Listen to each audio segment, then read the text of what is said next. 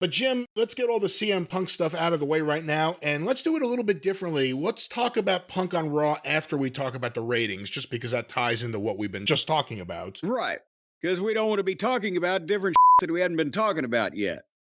That's right. You know what I'm talking about? I don't know what you're talking about, but let's go to this and talk about this. Monday Night Raw this past week, the overall average number, and the date on this was December 11th on the USA Network.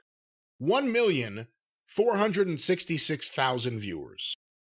But, Brian, last, and as you said, we will go into more detail about the actual appearance. It came at, I'm looking at my notes. Oh, damn it. And the 9 o'clock hour. The 9 o'clock hour.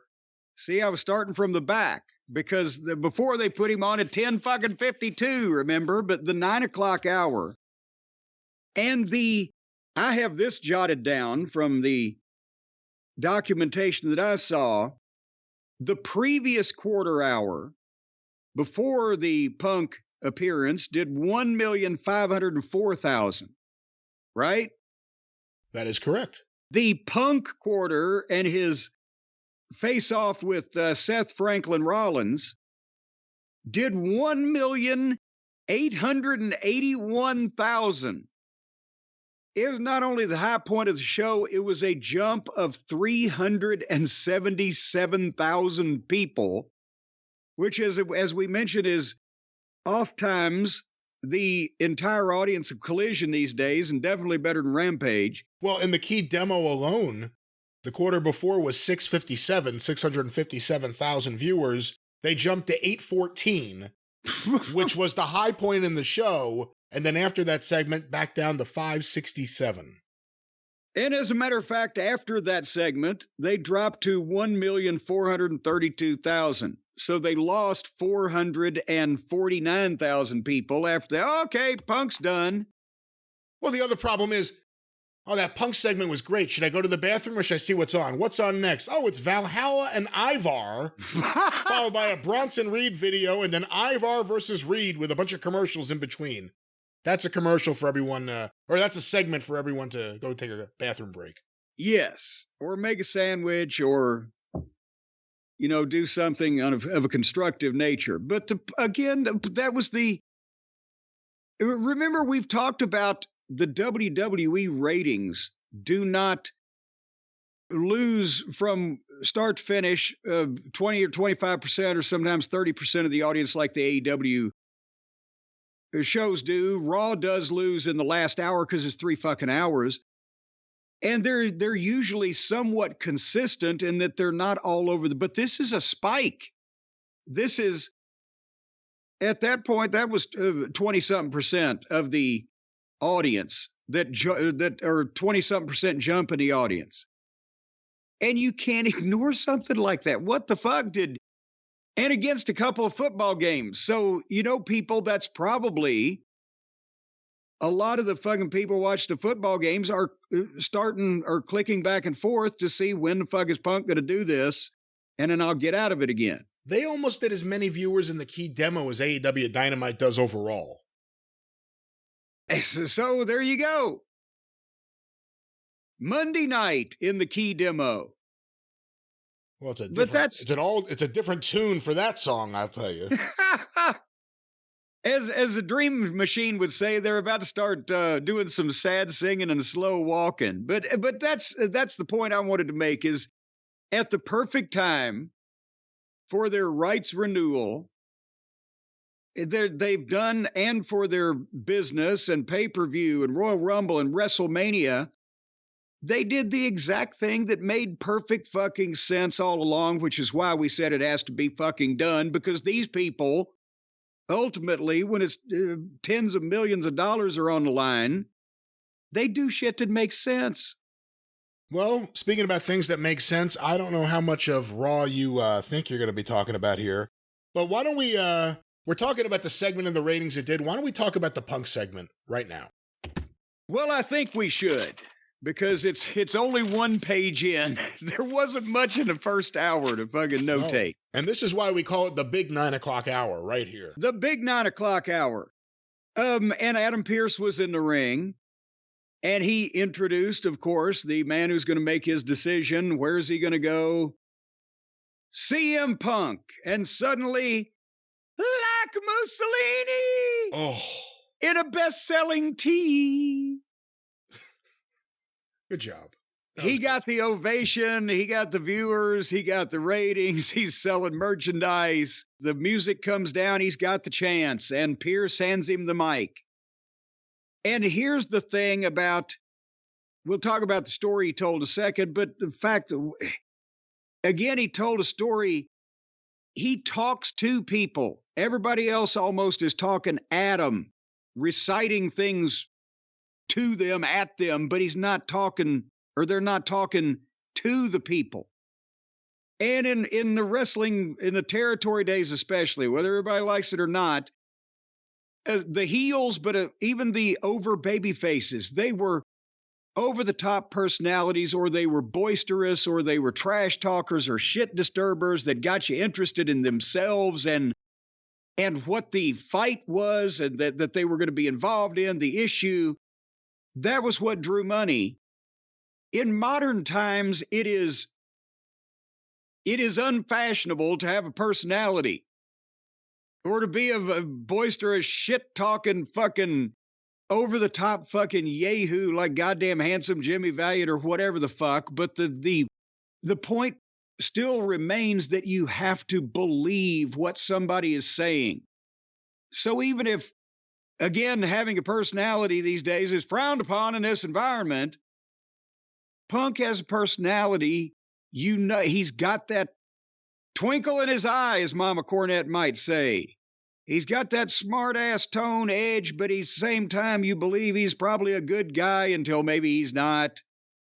But he talks to people. He tells them a story. He says shit that sounds like he believes it. In a lot of cases, he does. It is genuine. And he then, as Jerry Jarrett used to say, tell people the truth as long as you can, that they know to be the truth, because then when you work them for the sake of the wrestling, they don't know where one starts and the other stops. But Punk he talks to people. He's genuine in that respect. And a lot of these people, to them, he's come back to wrestling for the first time. They didn't pay enough attention. It wasn't this week or their week to watch AEW where they had paid enough attention that there was another wrestling show. So for this, it's brand new for these people. So he's breaking a little bit of the same ground, but in a different fashion and in a whole lot bigger platform. But do you agree with me on that? That almost everybody, Brian, these days, we talk about it, reciting, memorized. It's like they might as well have a guy doing an in-ring promo, just open on the ring with curtains and have the curtains open. And he, by the last breath of the four winds that blow, I'll have revenge upon Fortunato. It's a fucking play. You can't believe it on an emotional level or get interested in somebody, except for a few of the breakthrough wordsmiths. Just wait until they have a 20-minute segment with Cody and Punk in the ring in the future, because then it'll really show the dichotomy between the ways of speaking. But WWE has a lot of that, and some guys pull it off. LA Knight speaks above the audience, but to them. Punk is telling a story in a down-to-earth way, whether you like him or not. That's just the way he delivers it. Yes. And then you have people, I hate to single out one of your favorites, but like Austin Theory. I can't believe anything this guy says. He doesn't know how to deliver it yet. He was headed in that direction, and then he just kind of started floundering in every category. But I think it still can be there, but that somebody needs to be working on it. He needs to be working on it. He might ought to be in goddamn, not even NXT. He ought to be in OVW, where somebody in 2 TV markets is seeing him, give him the whole show and let him just take over and see if he can bring it out. But nevertheless. But the other issue is not a lot of guys. Well, let me say what you said. Hold on. I'm still respondifying to you. As far as Cody, there's room for that too, because he's so dramatic. Dusty was dramatic in his own everyman son of a plumber way. You've got LA Knight, who's the wrestler guy. You've got CM Punk, who's the modern guy. You've got fucking Cody, who's the dramatic guy. It's in the territories. Everybody was different. They had a different style, personality, outlook, except for the people who were just there to just fucking wrestle. And they could be interchangeable. So they're baby faces. And Jey Uso, I think he's different than he's yeeting all over the place. Nobody else is yeeting. So they're all different. That's what they've got going for them too. I think Triple H may have figured this out, that what Vince was just cookie cuttering a lot of fucking people. What I was going to say is Punk has one thing also going for him, in that he's already a star and he's established how he talks, when he talks, what he does. A lot of people would not get that opportunity to go out there and be more natural in what they're saying and not just tightly on the script. But unfortunately, from a lot of the guys that I see, the way they do the written stuff, I'm not sure they'd be that much better at the fucking ad lib. But anyway, so Punk, the promo, he drew the analogy to Cleveland and that arena and what it had meant to him through his career. He, had his, I don't know if it was a tryout, dark match, whatever, but he debuted in Cleveland. And he passed that test, apparently, and got sent to OVW. And then he came back later on when he was on the roster to Cleveland as the world champion. And I guess that's where Orton kicked him in the head and he got a concussion and they stripped him of the title. And then that was where that he did he basically walked out and, as he said, took himself off the hamster wheel 10 years ago, almost to the day.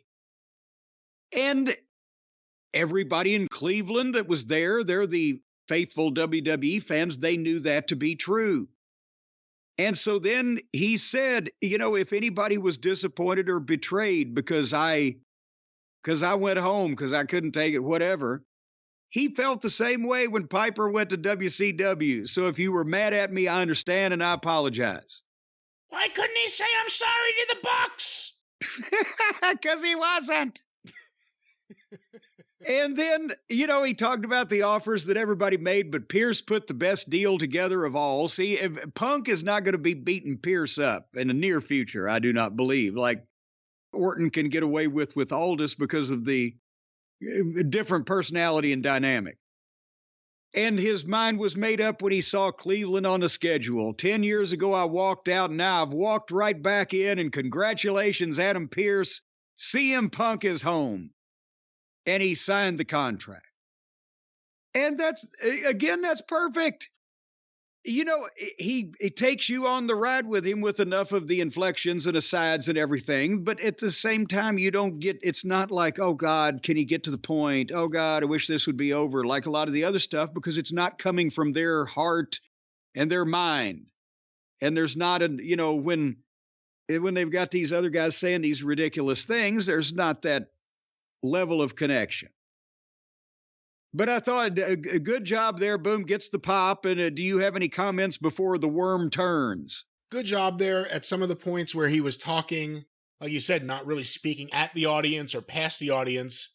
They got quiet to hear what he was going to say, and I wanted to see how they were going to react there. A good promo, though. And then here comes the music of Seth Franklin Rollins. and he still gyrated and capitulated to the ring. But when they get in the ring, there's the big face-off and the stare down, and they milked it. And a while, and the fans first, they started rumbling, and they started to, whoa, or, oh, goddamn, I can never remember his tune. Oh, whoa, whatever the fuck. They did his. And then, as soon as Seth says, welcome to Monday Night Rollins, and said, don't dare call this place your home, well, then they start chanting for Punk. And they've created a dynamic here where they're not switching Seth baby or heel. He's just not going to goddamn have him. There's always the one SOB in every crowd, right? But at the same time, the people are glad and happy to see Punk back. And so, but they're interested in this. And Seth's story is you abandoned this place 10 years ago and you spent that time trying to tear it down and slandered everybody. It's my home and the talent are my brothers and sisters, and I'm going to protect the fans from people like you. He says, with every fiber of my being, I hate you. I wish he'd have said, I loathe you. From hell's heart. From hell's heart. I loathe you from hell's heart. But he said, but if you're going to be part of the WWE, I want you on Raw. Because the truth always comes out, and this is your last chance. Either you're going to self-destruct and blow up and you'll be done, or if by a miracle you have changed and you got enough gas left in your tank or whatever, maybe then you're going to fight me for the world title and I'll expose you for a fraud and show you that I'm the best in the world. And the whole time Punk is looking at him and sitting there and taking it. And then he says, Punk says, are you done? Then that's your one pass to talk to me disrespectfully and get away with it. Just frivolously, if you will. And then Punk called for Adam Pearce, said, hey, just to let you know, CM Punk is entering the Royal Rumble. And when I win, maybe it's you that I'm going to be coming after. Because remember, we were speculating, if you will, mental masturbation on who, if he wins the Rumble, he might challenge. And let's face it, so far the real champion in everybody's mind is Roman Reigns. But if you've got Seth Rollins and now CM Punk, and Punk was to win that, then you're starting to make a case for it, maybe. But anyway, point is they then left in a huff, as they say.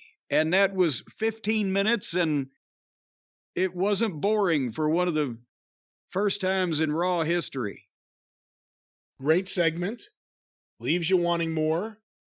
I'll say this about Rollins.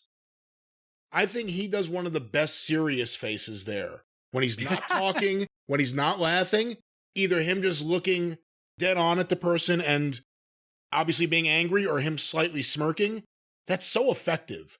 Yeah. And the fact that when Punk says that's your one free shot, he didn't break into like just hysterical laughter or something. Because then Punk would have had to have done something. It played out perfectly, and it leaves you wanting more, and it leaves you wanting Rollins versus Punk at some point. I can see both of those guys obviously for the same reason of wanting to get the thing over. Both of those guys realizing or knowing that Seth can't really cackle too much over this. If he really fucking hates the guy, which is the point of the whole thing, he wouldn't be doing his whole, he would be the boogeyman, handsome Jimmy Valiant with the fucking eye patch on going, and I will, instead of, woo, messy. So hopefully we'll get more of that. And Punk in the Rumble. Again, they have Cody announced for the Rumble. They have Punk announced for the Rumble. Well, I think we knew Punk was going to be in the Rumble as soon as, of course we did. We saw him, but at least he's come out and said it. My gosh, with over a month to promote it. Imagine that. He's going to be working a couple of house shows already announced. MSG and I think one in California. Do you have him wrestle on TV before the Rumble? I asked you this before. Do you have him wrestle before the Rumble? And you said no. Why would you? And now they announced it for house shows. Well, but that's okay. We should have put a finer point on that question. I still would not have him wrestle on television before the Rumble unless it is. Let me go back on that now as I'm saying it. If it was a perfect opportunity with an opponent that, he could just shine with a little short something and somebody run in and do something physical, whatever the fuck, if they're doing an angle, that's fine. I would not give a legitimate main event, top restaurant quality CM Punk match away on free television before the Rumble, but a match to reassure the people in their mind that he can still go because they haven't seen him in 10 years. And what the fuck he can do, and then maybe to juice something up for the Rumble, I could see doing that. But house shows I wasn't even thinking about, but in Madison Square Garden, yeah, I'd add Punk to Madison fucking Square Garden, they'll draw $1 million. I mean, they were going to draw close to that, if not more anyway. They'll draw another several 100,000 probably if they add him. So yeah, the Garden, if it's California, Los Angeles, or the greater Hollywood, California market, whatever the fuck, yes, I can see doing that. But and the people there live are going to see it, but that doesn't spoil anything related to a nationally televised pay-per-view. Well, Jim, they say that CM Punk is straight edge. In fact, he says it. And in fact, he uses the straight edge of a knife to cut his steak for dinner from Omaha Steaks, I presume. How the fuck did you even remotely get there in your head before you blathered it out, or dribbled it out, I should say? Magic. You know, we got to do an old-time radio show just to use those sound effects. And the killer is revealed to be the guy that killed your cow at Omaha Steaks, folks, because it's time. And there he goes, as a matter of fact. That's what the sound the cow makes right before he goes to his great reward. You know what your great reward will be? Is the smiles on people's faces when you feed them that cow. And that's the cow that our friends at Omaha Steaks are going to send you, along with, they've got chickens. They've got whatever thing goes into the jumbo franks. They got plenty of those too. They've got all kinds of stuff. That's right. Beef and beef products and meat and pork and chicken and apple tartlets. Don't forget those. And of course, potatoes. I'm not forgetting any of those things. And all parts of those animals and many more go in the gourmet jumbo franks. They gore in there. You can gore a apple. Fans, the butcher's cut filet mignons, the mouth-watering burgers. You just got where that was from. The gourmet jumbo franks, the easy-to-prepare meals, the folks at Omaha Steaks, because it is the holidays. And people are going to be eating, and they're going to have people over mooching off of them. Omaha Steaks is not only giving you 50% off site-wide, and that's everything on the order one of everything. A minimum order may be required, but you can't go on there and order one pork chop and expect to get half off. And when you use the promo code JCE at checkout, you're going to get an additional $30 off of your order after you got the 50% off. It's just crazy. It's not right. These people ought to be put away in a state home somewhere where they can't harm others. But while they're still able to knock the shit out of a cow, you can send tender, juicy butcher's cut filet mignons and burgers and franks and all that stuff to yourself or to anybody else you want to. Give them as gift. Give people food. Isn't that the Christian thing to do at Christmas? Feed people? Feed the poor. Well, most of the people you know are probably poorer than you, so buy them some meat. And right now, the offer is not going to last long. 50% off site-wide. And when you use the promo code JCE at checkout, an additional $30 off your order at omahasteaks.com. Did I say that before? I'll say it again. omahasteaks.com. Again, 50% off and $30 off. And they're almost giving it away. Poor Bossy. I thought she'd be worth more when we sent her on to the great beyond. This is Bossy the Third. omahasteaks.com. And you'll get Bossy. You'll tell people, eat that meat. Eat your meat. From Omaha Steaks. Yes. .com. Promo code JCE. I mentioned that. At checkout. Well, you can't do it before you go there. You got to go there and get something, then use the promo code to get the money off. That's the way it works. Well, then go there now, Omaha Steaks. Well, don't go right now. Don't stop listening to us. You can do both. Can you do two things at the same time? Why not? Why wouldn't you be able to? Well, then do it then. Listen to us and go buy your meat over there. Over there from Omaha Steaks. Yes, .com. Code JCE. But apparently Raw rolled on. You have some other things that you caught. Very briefly, Jey Uso got beat by Drew McIntyre. Drew continues his slow heel turn. He gouged Jay's eyes and then hit his kick 1, 2, 3 behind the referee's back. He gouged his eyes. So that's terrible.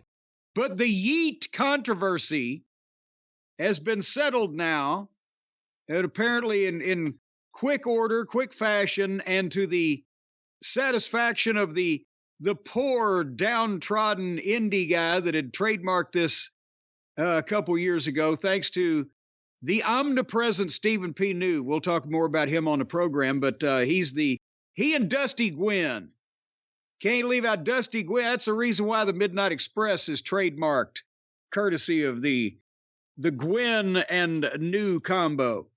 New and Gwynn. New comes first. Yeah, well, you know, I was trying to be more flowing with the conversation. Gwynn and New and Gwynn. It's a new day in the Gwynn household. I don't know. Is he related to Fred Gwynn? It's spelled differently. Then he is not. We have found that he is not also not related to Dusty Rhodes. We came up with that a week or two back. The Judgment Day is arguing with each other. There's trouble in paradise, and Priest and Rhea are firing up at each other and not happy with each other, but they're arguing about who's lost and what's gone on, but they're involving now the Creed brothers with the Judgment Day, and more on this I have thoughts later. But did you happen to see any of Rhea Ripley versus Maxine Dupree? No, and I wanted to because I was really curious how that was going to go, but I didn't get to see all of Raw, just some of the big moments. Well, then this wasn't one of them.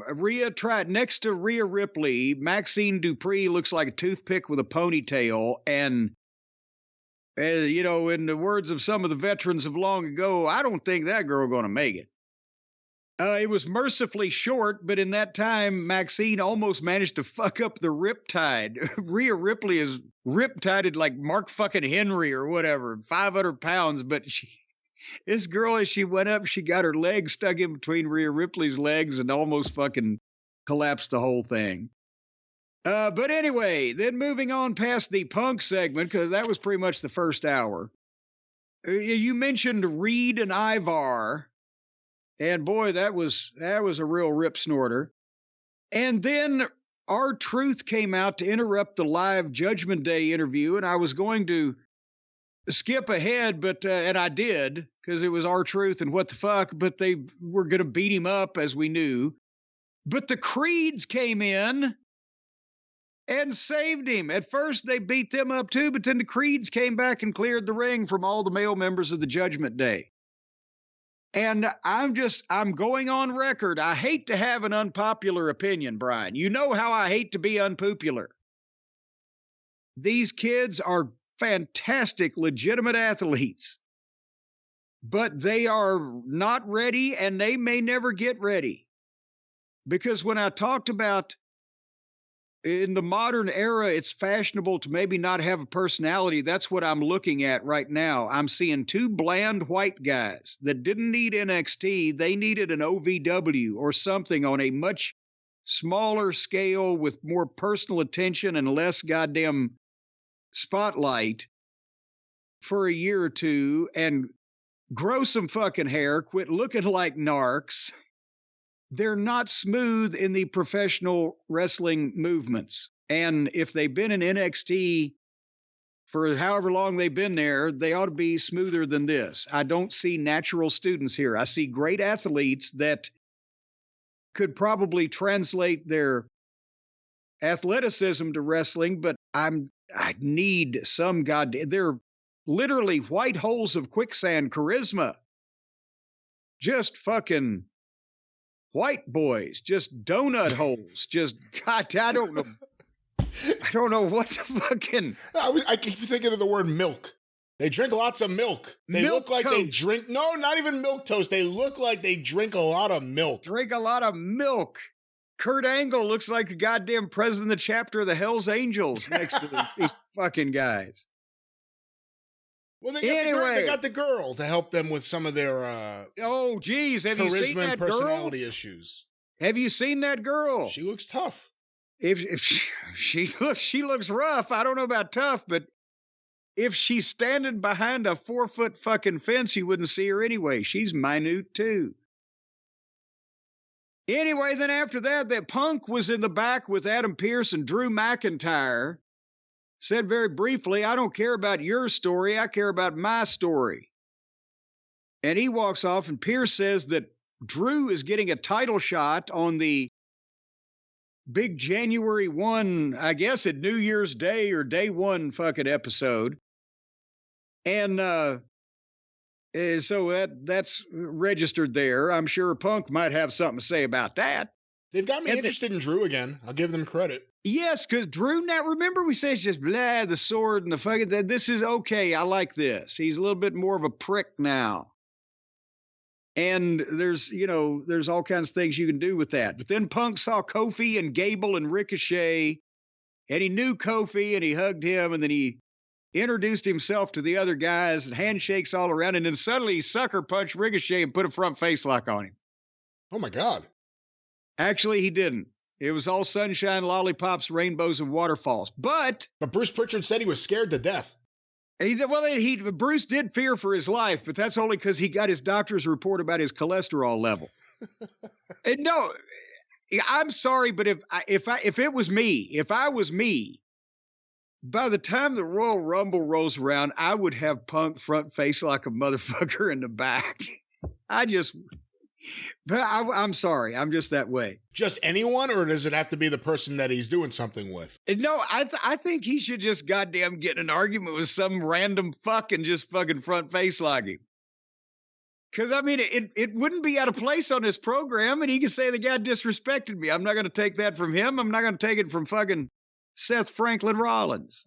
You want the internet to lose their minds? Yes. Just have him walk down the hallway and bump into someone, and he says, excuse me, and the guy gives him an attitude, says, cry me a river, and Punk just hits him. Break their social media numbers. Anyway, you got to play to all the audiences. Anyway, then they had a girls' match. And then at 10 o'clock, they had Becky Lynch doing an in-ring promo interrupted by Refrigerator Jax. And they emoted. Again, I believe I mentioned, by the last breath of the fall winds that blow. Actually, Jax is more sable, monotone, Stepford wife. I memorized this shit, and I'm trying to have a personality. But she's trying to have a personality of a snarky little girl about 125 pounds. But anyway, and then Cody congratulates Adam Pearce on signing Punk, but the Rumble's around the corner, and you can't finish 2 stories at once, can you? It's amazing how much sense this shit makes. It's, golly gee whiz. Didn't we say something about that last week or whatever? All one has to do is eliminate the other. And, and then you've got, they may get a strangers on a train fucking apparatus going where to make sure the other doesn't suspect the other, they have someone else eliminate the other. But then one doesn't hold up their end of the deal, and then only one person gets eliminated, and then holy shit.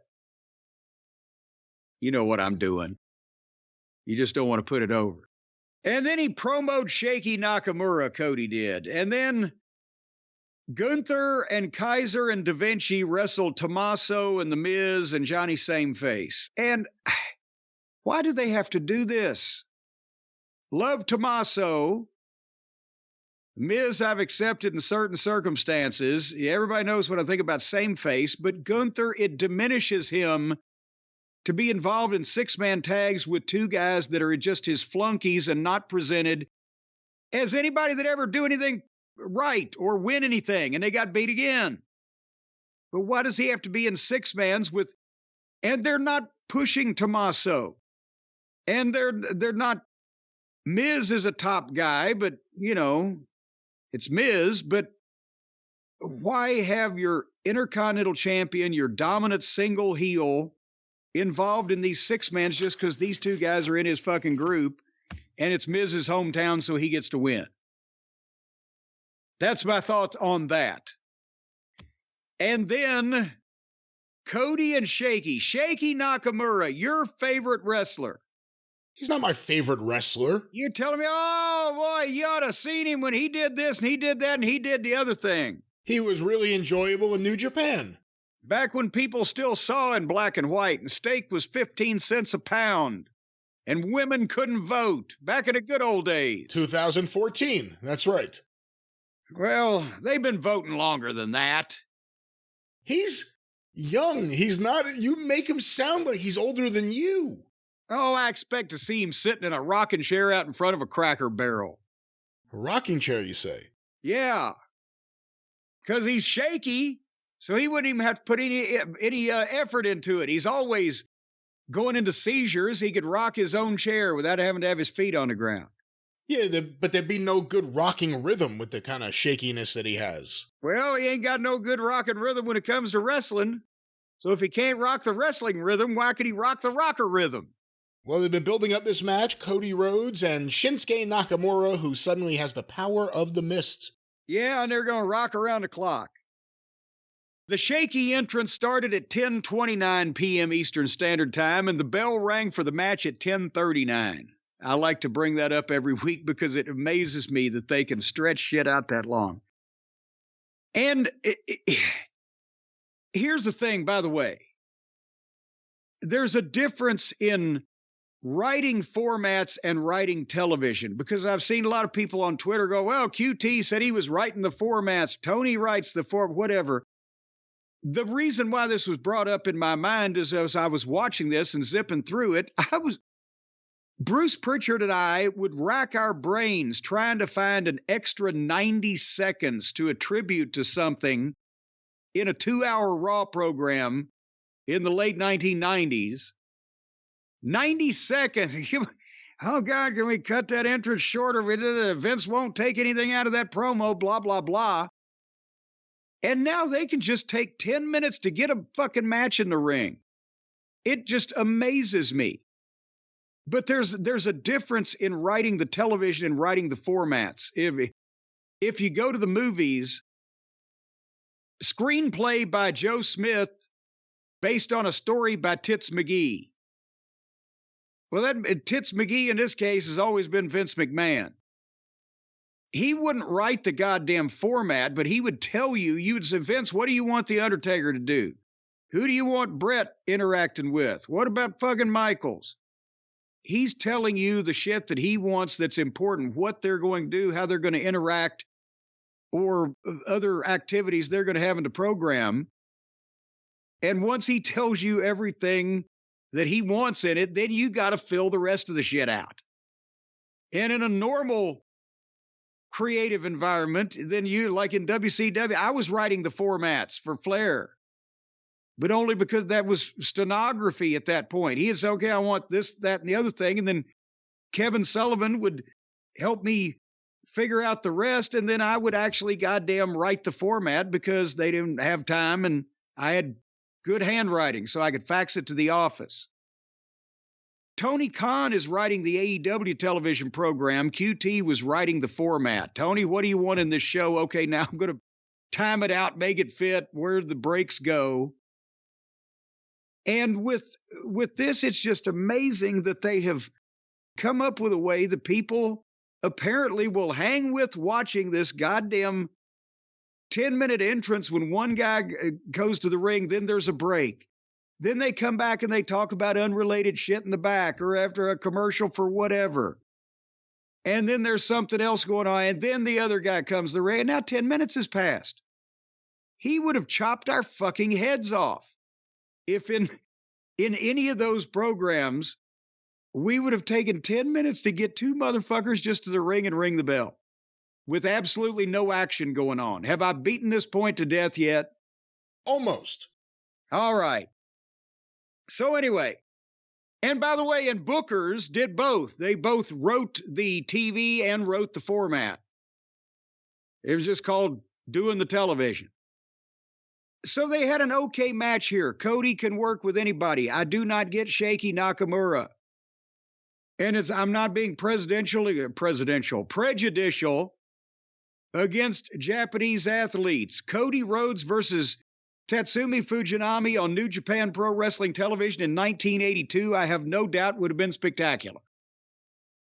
But this fucking broken down old fellow, I don't get it. It was better than most of his matches because it made sense and they wrestled.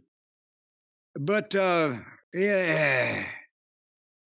You know, they went 2 minutes to the break. They came back for another 5 minutes. They have no problem giving us a 20-minute uninterrupted promo segment, but the main event of the entire program can't get over 5 interrupted minutes, and they came back with 5 minutes left. And finally, Cody was about to hit his finish when Shaky ducked out from under him and blew the red mist in his face and got the disqualification. And I will praise them for their camera work and their preparation, because if this had been, again, AEW, we'd have seen the referee come out of his pocket and stick the gimmick in Shaky's mouth, but we didn't. We saw Cody hit his fucking Cody cutter, pop up, glorify to the people, close up of Cody, long enough for the handoff to happen, and then he grabs Shaky and we're back with it. And suddenly Shaky's got a mouthful of tomato sauce and red poison. And boom, so that's also the role of the agent / producer, whatever they're calling them these days. When the goddamn director is in the truck for 3+ hours of wrestling, he can't remember everything, so the producer sits there over his shoulder and says, okay, when he hits so-and-so, he's going to load up the mist so that the director knows to shoot around it. And, of course, that function would be served in AEW if, I don't know, guys like the plumber would bother to tell people when he's going to cut his own fucking head off. But nevertheless, Every Wednesday on TBS, Cody was blind and tried to fight back like Dusty would have, swinging wildly, but Shaky beat him up. And then out came the Creeds.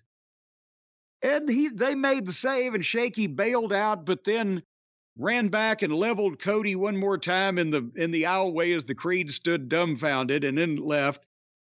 Somebody's trying to get the Creeds over, and good luck to you. Ain't going to happen in this iteration of their persona.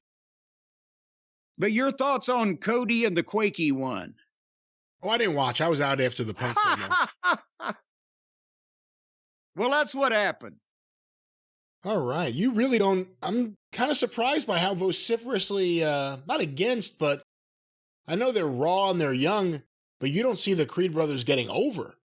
I would not have brought them up in this way, with this look and this fashion, and with, again, what I saw the other night with the tag team gauntlet or whatever, the ongoing tag team match, right? That they put them over like 3 different teams.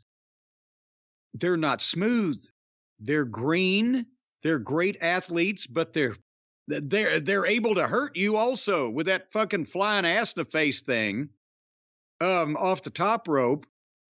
It just, they don't stand out as anachronisms like Vince had done that in the past with, well, you know, Backlund looks like a red. He'd have the headgear on and the fucking, you know, amateur wrestling singlet or whatever, but he was a fucking shooter and adapted to professional wrestling as well, and still never smooth, but smoother than these guys.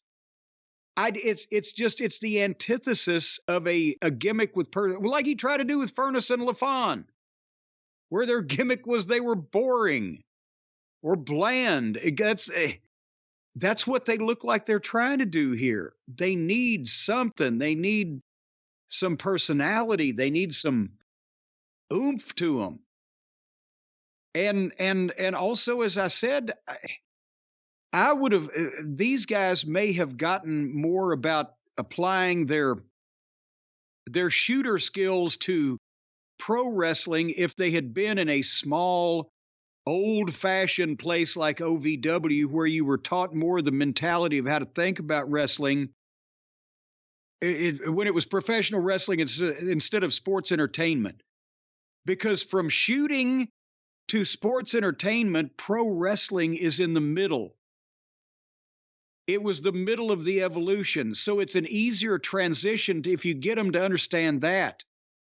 You know, Dan Severn was not a fireball personality, but he understood the physical aspect of pro wrestling, right? And he was a legitimate one of the most decorated shooters of all time. Kurt Angle, he didn't get the entertainment for in Memphis. He was barely getting the wrestling, but he had an opportunity to be around veterans who could transition him from, okay, this once kind of was a shoot at the top level, but then they turned it into a work, and here's why. And then the entertainment light bulb came on. And I don't know if the Creeds just going through the NXT program like all of these other guys and girls that want to be on reality TV from the start and all, have show business aspirations. I don't know if it's the same fucking thing. Does that make any sense? Makes a lot of sense. I'm comparing them in my head to other brother tag teams in the last 35 years or so, and they're obviously talented, but other than the fact that they've won, not much has been done to establish why you would care about them, on the main roster at least. Here's Jack and Jerry Briscoe, amateur wrestling greats from the state of Oklahoma. Jack was NCAA champion. Jerry was only a regional champion. But if they had been broken in, Jack, directly from the NCAA finals, instead of going to Eddie Graham and Dory Funk Sr. and fucking being around people like that, if he had instead gone to the Performance Center and they tried to find a good name for him, or a Butterface, I can't remember all those goddamn goofy names, and they give him a gimmick where he's dressed up in some kind of outfit, and they try to make him a sports entertainer. It never would have worked. And Jack never had to be a sports entertainer, but Jerry got the concept, both of them got the concept of wrestling and how to translate their amateur talent and their legitimate skills to professional wrestling that was a work, and how to get over and fucking stay over. And then Jerry later on could do the stooge shit in the 90s because he understood pro wrestling and the entertainment aspect of that. If you'd have taken either one of them straight out of fucking college and said, here, be sports entertainers in NXT, I don't know what the fuck you would have got. Like, look at 89 when you had the Steiner brothers. Rick would already have that almost sports entertainer-ish personality and character, but Scott came in just an athlete, just a brother. Yes, very dry. Scott was drier than the proverbial nun's twat. In yellow trunks. Yes. And he was kind of the drizzling shit. He was green, and Rick was like you said, the personality. And Scott was kind of just, the younger brother, big, but hanging around. And then later on, Scott's verbal ability popped through. He didn't have the personality. Rick didn't have to speak in long sentences and say profound things because he was supposed to be a fucking crazy, goofy, gremlin, mental incompetent, and people loved it. But once Scott got the gimmick in his head and the light bulb came on, then he was the promo that everybody was listening to.